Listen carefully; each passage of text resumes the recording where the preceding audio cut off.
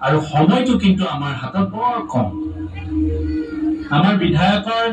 ইচ্ছা আছিল যদিও আমাৰ যোৱাটো কাৰ্যকালত বহুখিনি কাম আধৰুৱা হৈ থাকি গ'ল এতিয়া সেই কামখিনি সুচাৰুৰূপে হোৱাটো আপোনালোকে বিচাৰে নে নিবিচাৰে আৰু তাৰ কাৰণে কি কৰিব লাগিব আমাৰ এই মনোনীত প্ৰাৰ্থী ক্ষিতিজ গগৈ পুনৰবাৰ আপোনালোকে ভোট দি জয়যুক্ত কৰিব লাগিব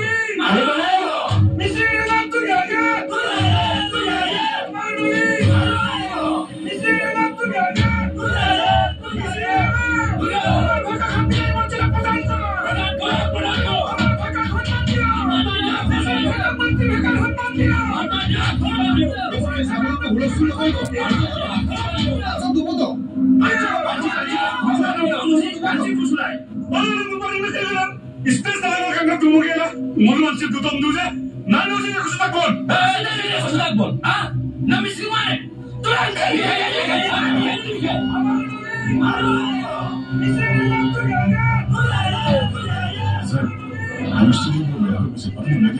there.